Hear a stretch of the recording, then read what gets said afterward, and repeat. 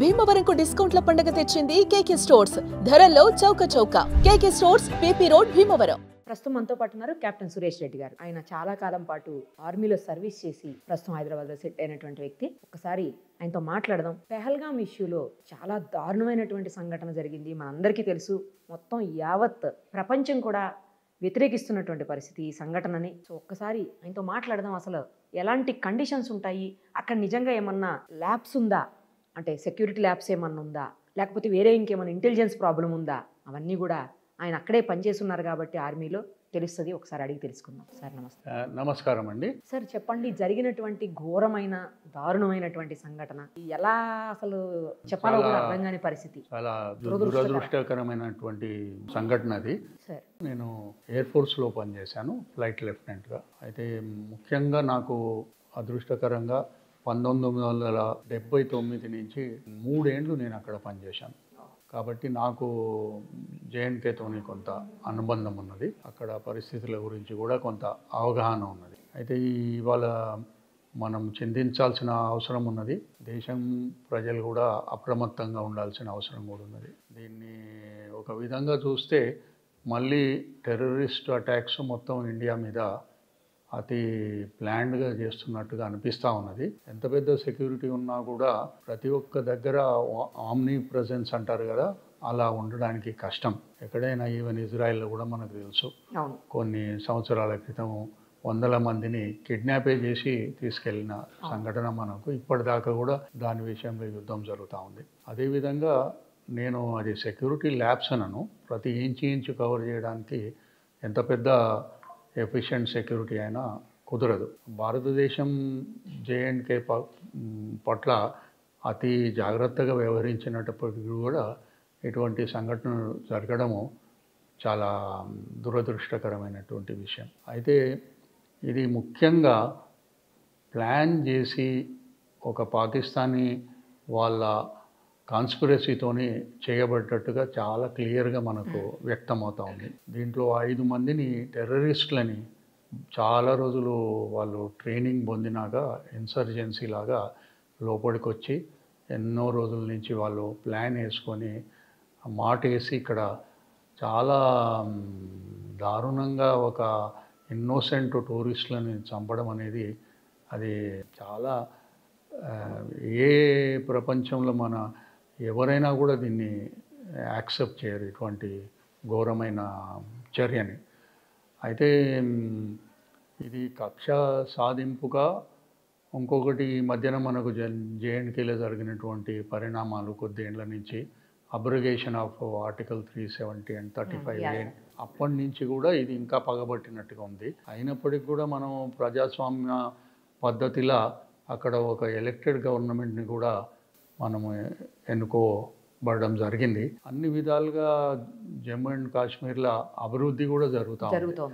Youth కూడా చాలా హ్యాపీగా ఉన్నారు. ఇప్పుడు వాళ్ళు కూడా ముందటికి వచ్చి ఆల్ ఇండియా సర్వీసెస్లో కానివ్వండి, ఎడ్యుకేషన్లో కానివ్వండి, ఇన్స్టిట్యూషన్స్ విపరీతంగా అక్కడ ఎక్కువ చేయబడ్డది.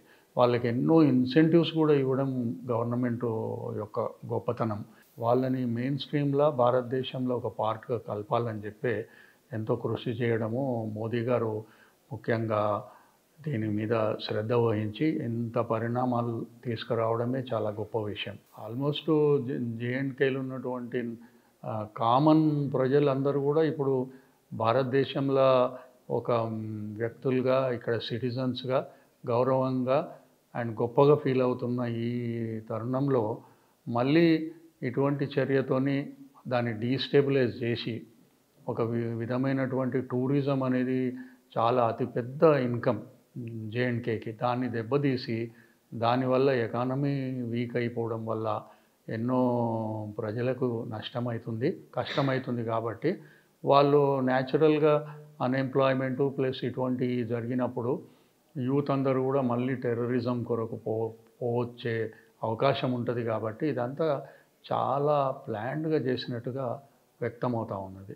అప్పటికీ మన సెక్యూరిటీ ఫోర్సెస్, ఆర్మీ చాలా పట్టుతోని చాలా స్ట్రాంగ్గా వ్యవహరిస్తున్నప్పటికి కూడా ఇది అనుకోకుండా జరిగింది. అయితే దీంట్లో ఆ 5 వచ్చిన వాళ్ళు కూడా మతపరంగా చంపడము, ఒక్కరే ఒక వేరే మతంకు సంబంధించినటువంటి ఇస్లామిక్ వారిని కూడా చంపడం జరిగింది. ఆయన కూడా పాపం అక్కడ లోకల్ కాపాడడానికి వెళ్ళినప్పుడు ఆయన కాపాడడానికి పోతే ఆయనను కూడా చంపిండు. లేకపోతే ఆయనను చంపేటోళ్ళు లేదో మనకు తెలియదు.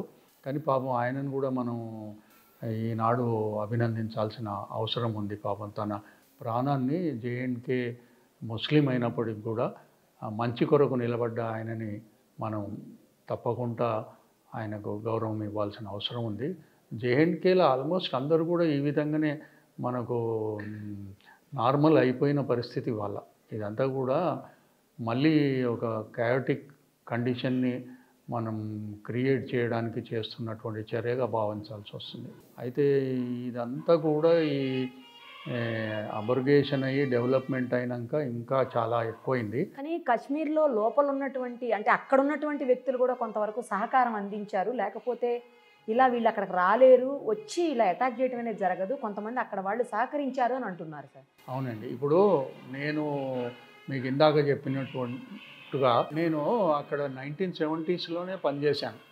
అదే ప్లేస్లో అదే ప్లేస్లో ఇదే అనంతనాగు, పహల్గాము, గుల్మర్గు, అవంతిపూరు ప్లస్ కాశ్మీరు చుట్టుపక్కల ఎంతైతే వ్యాలీ ఉందో అంతా కూడా మేము 2 వీలర్ల మీద తిరిగే వాళ్ళం అప్పట్లో. ఎక్కడ కూడా ఈవెన్ మన ఉమెన్ తోని కూడా మన భార్యలతో కూడా తిరిగినప్పటికి కూడా చాలా పీస్ఫుల్ ఉండే. ఎక్కడికైనా పోయేది మారుమూల ప్లేస్లకు మేము ఒంటరిగా పోయినప్పటికి కూడా ఎప్పుడు కూడా ఏమీ ఇష్యూస్ లేకుండే. కాకపోతే లోపల వాళ్ళకి భారతదేశం అంటే ఏదో వేరే దేశం అన్నట్టుగా ఒక భావన ఉండేది. కానీ రాడికలిజం కానీ టెర్రరిజం కానీ అస్సలే బయట పడలేదా. ఒక్కసారి నేను అక్కడ షేక్ అబ్దుల్లా గారు చీఫ్ మినిస్టర్గా ఉండేది ఆ రోజులలో ఒక చర్చిని గాలబెట్టే సంఘటన తప్ప నాకు తెలిసినంత మటుకు నేను 3-4 ఏళ్ళు ఉన్నప్పుడు ఎటువంటి అఘాయిత్యం జరగలేదు.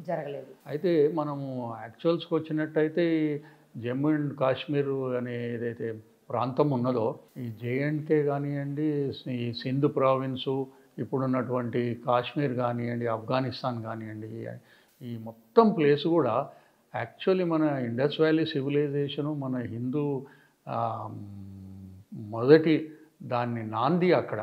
అన్ఫార్చునేట్లీ ఇవాళ మన చేతుల్లో లేకుండా వేరే వాళ్ళ డామినేషన్లో పోయింది. కానీ యాక్చువల్గా మనం మిలేనియమ్స్ నుంచి మనం హిస్టరీ కనుక ఒక రీసెర్చ్ చేసినట్టయితే ఇదంతా కూడా హిందూ మతానికి, మన గ్రంథాలకి, మన సాంప్రదాయాలకి, మొత్తం మన వాల్యూస్కి నాంది ఇది. ఇండస్ వ్యాలీ సివిలైజేషన్ ఇవాళ ఏదైతే ఇండస్ వ్యాలీ ఆ ఇండస్ రివర్ది ఏదైతే మనం ఇప్పుడు మళ్ళీ చర్య తీసుకుంటున్నామో, ఈ రివరు సరస్వతి రివరు, ఈ 5 ఏదైతే వేరే సబ్సిడరీ రివర్స్ ఉన్నాయో జీలం, రవి, తేజ, ఇదంతా కూడా అవన్నీ కూడా ఒక గొప్ప సివిలైజేషన్కి మారుపేరు అవి. అండ్ మన వేదాస్ కానివ్వండి, మన ఎంటైర్ మన హిందూ మతానికి సంబంధించిన భారతదేశ సాంప్రదాయాలకు, కట్టుబాట్లకి, మన కల్చర్కి మొత్తం అది బేస్ అన్నమాట. సింధు నాగరికత మొత్తం మన నాగరికతకి అని అప్పుడు అందుకే కదా హిందుస్థాన్ అనేది వచ్చిందే దానివల్ల. అయితే అన్ఫార్చునేట్గా అదంతా కూడా over a period of time, ముఖ్యంగా 1300 సంవత్సరం ఏదైతే ఆ 14వ సెంచరీ ఉందో అప్పుడు ముస్లిం వాళ్ళు దాన్ని జమ్మూ అండ్ కాశ్మీర్ని ఆక్రమించి రాజులు అక్కడ వాళ్ళు పాలన చేయడం స్టార్ట్ అయిపోయింది. అప్పటి నుంచి కొన్నిసార్లు సిక్ రాజులు కానివ్వండి, లేకపోతే జమ్మూ అండ్ కాశ్మీర్కు సంబంధించిన హిందూ రాజులు కానివ్వండి, ఇది అప్పటి నుంచి డోగ్రాస్ కానివ్వండి, ఇదంతా కూడా ఘర్షణ జరుగుతూనే ఉంది. చాలాసార్లు హిందూ మతస్థులు, చాలాసార్లు ఇస్లామిస్టులు దాన్ని రూల్ చేస్తూ పోయినారు. ఇది మొత్తం ఒక అనార్కీ లాగా మన చరిత్రలో మిగిలిపోయింది. మీకు ఇంకా ఆశ్చర్యపోతారు, కొన్నిసార్లు ముస్లిమ్స్ దాని మీద రాజ్యం చేస్తున్నప్పుడు వాళ్ళ అరాచకానికి బై ఫోర్స్ హిందూస్ అంతా ఇస్లామిజంకి కన్వర్ట్ అయినరు. ఎందుకంటే చావాలనా బతకాలనా అనేటువంటి పరిస్థితి. కానీ మళ్ళీ ఎప్పుడైతే హిందూ రాజులు మళ్ళీ దాన్ని ఆక్రమించుకుంటున్నారో ఆ సమయంలో మళ్ళీ మన వాళ్ళు ముస్లిమ్స్లకు పోయినప్పటికీ కూడా మళ్ళీ హిందూస్ మారినటువంటి సందర్భాలు ఎన్నోసార్లు అయినాయి. అటు ఇటు ఉంటాయి. ఇది యాక్చువల్లీ ఇప్పటికి కూడా అక్కడ ఉన్నటువంటి ఇస్లామిస్టులు అందరూ కూడా ఓ కాలంలో హిందువులే. వాళ్ళ పాత వాళ్ళ పరివారాలకు మనం లెక్క పెడితే యాన్సెస్టర్లు అంతా హిందువులే. ఓకే. కానీ అన్ఫార్చునేట్గా అంత మంచి ప్రదేశము, అంత అందమైన ప్రదేశము, ఈవెన్ స్విట్జర్లాండ్కి కూడా మించినటువంటి natural beauty Jammu and Kashmir. ఎందుకంటే మేమంతా ఇంచు తిరిగిన వాళ్ళం కాబట్టి నాకు నిజంగా దానికి అవగాహన ఉన్నది కాబట్టి చెప్తా ఉన్నాను. అటువంటి ప్రాంతం ఇలా రక్తపాతం కావడము, ఈ విధంగా పీస్ లేకుండా చేయడం అనేది చాలా దురదృష్టకరము. అప్పటికి కూడా ఈ అబ్రగేజ్ ఈ ఆర్టికల్ 370 కూడా అన్ఫార్చునేట్గా మనకు పార్టీషన్ ఎప్పుడైతే 1947 అయిందో అప్పుడు అక్కడ రాజు మన హిందూ రాజు ఉండేవాడు.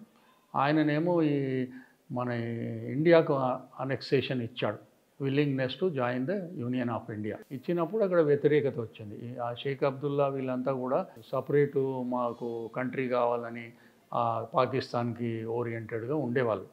అందుకే అక్కడ పెద్ద ఘర్షణ అయింది. మన ఇండియన్ ఆర్మీని అక్కడికి పంపించాల్సి వచ్చింది. చాలా పెద్ద యుద్ధం జరిగింది.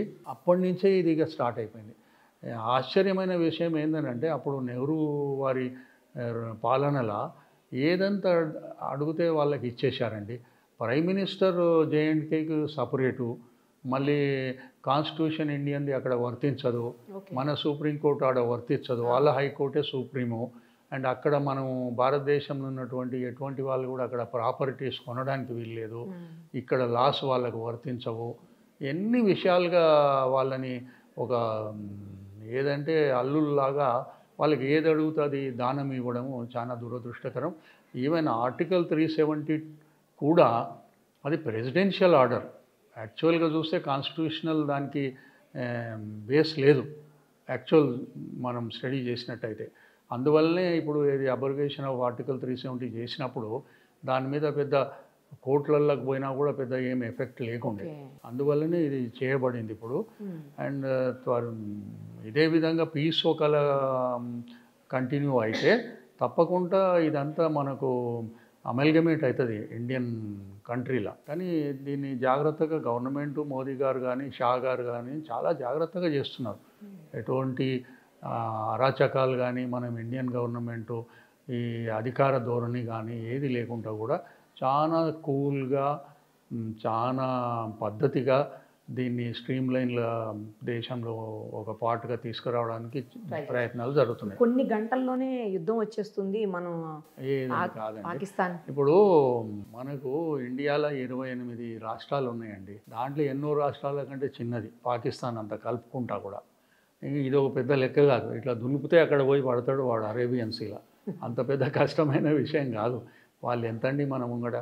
కానీ క్వశ్చన్ ఏంటంటే ఈ అన్ఫార్చునేట్గా ఆ పాకిస్తాన్ ఏదైతే లొకేషన్ ఉన్నదో గ్లోబ్ మీద, అది Khyber pass, belt and necklace road అది ఉన్నాయి కదా చైనా వాళ్ళు వేసింది. వీటన్నిటికి కూడా ప్లస్ చైనా, రష్యా, మన సౌత్ ఈస్ట్ ఏషియాకి అది ఒక జంక్షన్ లాగా ఉన్నది. అది కాకుండా అక్కడ ఎన్నో మినరల్స్ ఉన్నాయి. ఆఫ్ఘనిస్తాన్లో కానీ ఇక్కడ కానీ చాలా ఫర్టైల్ ప్లేస్, అది చాలా అందమైన ప్లేస్ కూడా. అయితే దానివల్ల స్ట్రాటజిక్ లొకేషన్ అది.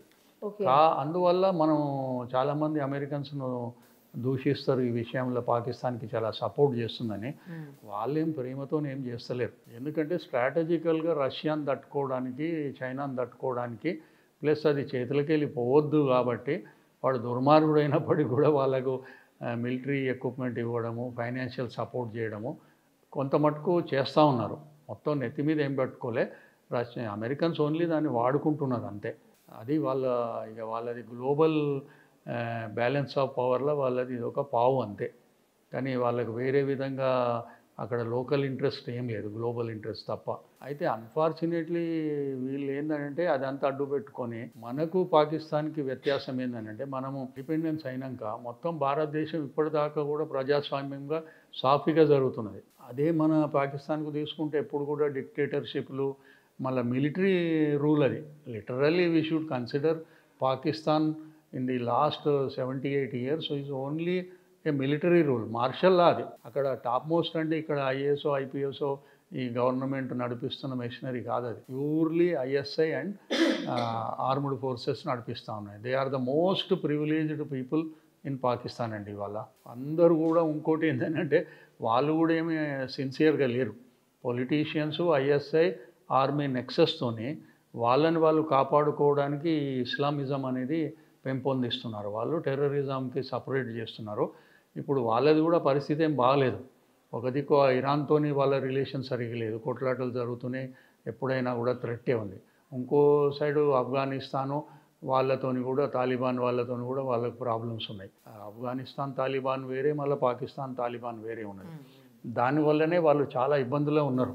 ఇది కాకుండా కూడా బలూచిస్తాన్ ఒక సైడు, గిల్గిట్ బాల్టిస్తాన్ ఇవి ఉన్నాయి కదా, ఆ ప్రాంతం ఒకటి, సింధు ప్రాంతం ఒకటి, వాళ్ళంతా హ్యాపీగా లేరు పాకిస్తాన్తో. మనం టేక్ ఓవర్ చేయాలనంటే పెద్ద ఒక్కరోజు పని. పాకిస్తాన్ ఎంతండి. అయితే ప్రాబ్లం ఏడొచ్చిందని అంటే అన్ఫార్చునేట్గా ఈ గ్లోబల్ ఇంట్రెస్ట్లతోని వాళ్ళకి న్యూక్లియర్ పవర్ చేసినారు.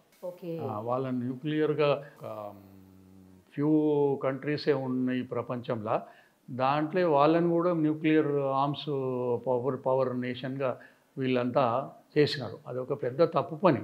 ఈ సూపర్ పవర్స్ కానివ్వండి, ఎవరైనా కానివ్వండి, ఈ యూరోపియన్ కంట్రీస్ కానివ్వండి, వాళ్ళ ఎకానమీ కొరకు ఆర్మ్స్ అమ్యునిషన్ అమ్మడానికి ఇష్టం వచ్చినట్టుగా వీడు మంచోడా చెడ్డోడా ఏం చూడకుండా కూడా ప్రపంచమంతా పాకిస్తాన్ని టెర్రరిస్ట్ నేషన్గా రికగ్నైజ్ చేసినప్పటికి కూడా వాళ్ళకు అటువంటి న్యూక్లియర్ పవర్ నేషన్గా చేయడం మాత్రం చాలా దారుణమైన పని. ఇది ఖండించదగ్గ విషయం.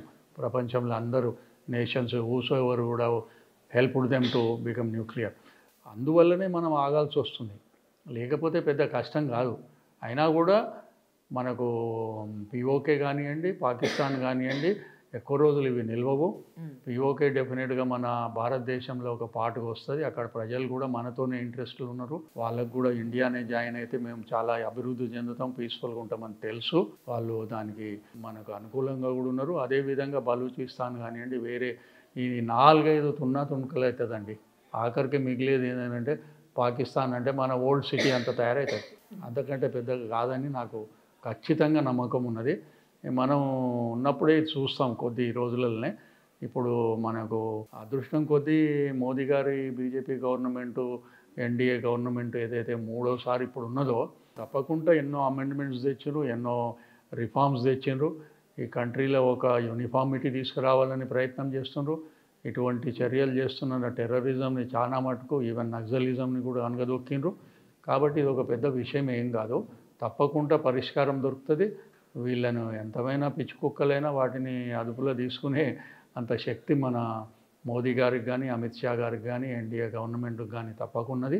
మొత్తం దేశ ప్రజలంతా కూడా వారితోని నిలబడి ఉన్నారు. ఇవాళ ఎవరో కొద్ది ఈ వేరే వాళ్ళు ఏదో కొద్ది ఈ అర్బన్ నక్సల్సో లేకపోతే పవర్ అండ్ అంబిషన్ క్రేజీ ఎప్పుడు మనం రూల్లో ఉండాలని చెప్పి ప్రయత్నం చేసే ఫ్యామిలీ డైనస్టీస్ తప్ప వేరే ఎవరు కూడా వాళ్ళతో లేరండి. తప్పకుండా మనం దీన్ని మన ప్రాపర్గా చేయడానికి అవకాశం ఉంది తొందరలోనే. ఇది నా గట్టి నమ్మకం. ఏమి దీని గురించి కానీ నేను ఒక్కటి మాత్రం మెసేజ్ ఇవ్వదలుచుకున్నా, మన దేశంలోని అందరు ప్రజలు కూడా అన్ని ప్రాంతాల్లో కూడా కొంచెం అప్రమత్తంగా ఉండాలి. ఎందుకంటే వీళ్ళు మనకు గత చరిత్రలో మనకు తెలిసిన విషయాలే. ఇక్కడ హైదరాబాద్లోనే మీకు ఇదేంది మన చాట్ బండార్ని ఎగరగొట్టడము, లుంబిని పార్కు గాడలం పెట్టడము, ఇంకా అక్కడ మన సరూర్ నగర మలక్పేట దగ్గర కూడా చేయడము, ఇటువంటివి చాలా చేస్తూ ఉన్నారు వాళ్ళు. ఎందుకంటే మనమేమో ఫ్రీ కంట్రీ, ఇది మనమేమో సోషలిజంని, మనం సెక్యులరిజంని ఒక మన వే ఆఫ్ లైఫ్లోనే ఉన్నది. అది దాన్ని వాళ్ళు అడ్వాంటేజ్గా తీసుకొని ఎట్లంటే ఇలా మనకు ఆశ్చర్యకరమైన విషయం ఏంటంటే ఇంత చేస్తున్నటువంటి పాకిస్తాన్ సిటిజన్సే ఇలా 5-6 లక్షల మంది ఉన్నారంట ఇక్కడ ఇండియాలో. వాళ్ళకు అనుగుణంగా ఉన్నోళ్ళు అందరు కలుపుకుంటే వాళ్ళు ఏదైనా చేయొచ్చు. వీళ్ళు కాకుండా ఇప్పుడు ఈ మన ఈ రోహింగ్యాస్ కానివ్వండి, వీడికెళ్ళి బంగ్లాదేశ్ వాళ్ళు కానివ్వండి, కోట్లాది మందినండి ఈ బార్డర్లలో ఉన్న వేరే గవర్నమెంట్లు, కమ్యూనిస్టుల గవర్నమెంట్లు కానివ్వండి, రీజనల్ పార్టీస్ల గవర్నమెంట్లు కానివ్వండి, అన్ఫార్చునేట్ అసలు బార్డర్లో ఉన్న వాళ్ళని ఎలక్ట్ చేయకూడదు. ఎందుకంటే వాళ్ళకి ఎక్కడ కూడా నేషనలిజం కానీ ప్యాట్రియాటిజం కానీ లేదు. ఎక్సెప్ట్ మేము పవర్లు ఉండాలి, మేము రూల్ చేయాలి, ఏదో చేయాలి అని చెప్తే వాళ్ళకు ఒక broader perspective of A nation లేదు. కాబట్టి వాళ్ళు ఓట్ బ్యాంకు పెంచుకోవాలని చెప్పి ఒక వాళ్ళకు అనుగుణంగా ఉండడము, వాళ్ళందరినీ రానియడము, వాళ్ళని సిటిజన్స్ని చేయడము, ఓటర్స్ని చేయడము, రేషన్ కార్డులు ఇవ్వడము, ఒక విధంగా మనకు ఆర్థికంగా కూడా చాలా భారం పడుతూ ఉంది. ఇక లోకల్ వాళ్ళకి, మన దేశీయులకి దానివల్ల నష్టమే జరుగుతూ ఉంది. ఎందుకంటే ఎంప్లాయ్మెంట్ కానివ్వండి, హౌసింగ్ కానివ్వండి, ఏ వసతులైనా సరే దరిదాపు ఇప్పుడు ఒక 10 కోట్ల మంది వాళ్ళు ఉండొచ్చు మన దేశంలో మినిమం. అంతమందికి మనం పంచుకుంటున్నాం మన ఉన్నటువంటి భాగ్యాన్ని. అది మనోళ్ళకు డిప్రైవ్ చేస్తున్నాం మనం. అదే కాకుండా వాళ్ళు తిని బతుకుడేదా కాకుండా వాళ్ళు మళ్ళీ ఇటువంటి టెర్రరిజానికి అనుకూలంగా ఉండడం, వాళ్ళని ఇళ్లలో పెట్టుకోవడము, వాళ్ళని దాచిపెట్టడము, ఇటువంటివన్నీ చేస్తూ ఉన్నారు. కాబట్టి మనం ఏమంటారు, చున్కే నికాలనా అన్నట్టు అంటారు. అంటే ఏరి వాళ్ళని తీసేసి బయటపడాల్సిన అవసరం ఉన్నది. ఇప్పుడు చేస్తలేరండి, అంత పెద్ద యునైటెడ్ స్టేట్సే తీసి బయటికి పంపిస్తున్నారు, సంఖ్యలు వేసి పంపిస్తున్నారు. ఎటువంటి ఇల్లీగల్ ఇమిగ్రెంట్స్ని ఎవరైనా దేశానికి కొంచెం సస్పీషియస్గా మిగులుతున్నారో వాళ్ళని తీసి పంపిస్తున్నారు. Why should we do that? Is nothing wrong in our own interest. మన దేశానికి మనం చేయకపోతే బయటోడు వచ్చి చేస్తాడండి. అది నేను తప్పకుండా ఇది గవర్నమెంట్ పరిగణనలోకి తీసుకొని ముందు చేస్తూ ఉన్నది. ఆ డైరెక్షన్లోనే ఇటువంటి తెస్తూ ఉన్నారు. యూనిఫామ్ సివిల్ కోడ్ కానివ్వండి, పాపులేషన్ కంట్రోల్ కానివ్వండి, ఇంకెన్నెన్నో వస్తాయి. తప్పకుండా ఇవి దేశం మంచిగా అవుతుంది. కానీ ఇదే గవర్నమెంట్లని మనం కొనసాగించాలి. ఈవెన్ రాష్ట్రంలలో ఏందండి, మీరు కర్ణాటకలో చూడండి, ఏదో రాజ్యంలో ఉన్నందుకు ఇష్టం వచ్చినట్టు మాట్లాడుతున్నారు. అవమానకరం ఇది. ఎవరైతే చనిపోయినారో వాళ్ళ కళ్ళ ముంగండే భర్తలను చంపేస్తే వాళ్ళు ఇచ్చినటువంటి స్టేట్మెంట్లను కూడా ఇవన్నీ కూడా కరెక్ట్ కాదని, అదని, ఇదని ఏదేదో మాట్లాడుతున్నారు కావలసుకొని అనమాట. అటువంటి తప్పది. దేశం అన్నప్పుడు అందరం కూడా ఒకటే త్రాటి మీద నిలబడాలి. వీళ్ళకి అది కూడా లేదు. వీళ్ళు పోయి సౌరోస్తోని సంబంధాలు పెట్టుకుంటారు. పాకిస్తాన్, చైనా వాళ్ళతో కూడా మాట్లాడుకొని గూడు పుటాన్ని చేసేటటువంటి వీళ్ళు ఉన్నంత మటుకు కొంచెం కష్టమే. ఇది ప్రజలు గమనించాల్సిన అవసరం ఉన్నది. వీళ్ళందరినీ కూడా త్రో చేస్తేనే ఇక దేశం ఒక శాంతిగా సుఖంగా బతకడానికి అవకాశం ఉండదు. ఇది నా సందేశము. అందరూ కూడా కొంచెం మనం అప్రమత్తంగా ఉండాలి. చాలామంది బ్యాడ్ ఎలిమెంట్స్ తిరుగుతున్నారు. ఎన్ని సంఘటనలు కావచ్చు, ఎక్కడైనా సరే మనం కొంచెం జాగ్రత్తగా, వేరే ఎవరైనా సస్పీషియస్ ఉంటే మనం కూడా ఇమ్మీడియట్గా పోలీసు కానీ చెప్పడం అవసరమని నేను భావిస్తున్నాను. నాకు ఈనాడు మీరు అవకాశం ఇచ్చినందుకు చాలా కృతజ్ఞతలండి. Thank you sir. నమస్కారం అండి. సుమన్ టీవీలో మీ పర్సనల్ అండ్ బిజినెస్ ప్రమోషన్స్ కోసం కింది నెంబర్కి కాంటాక్ట్ చేయండి.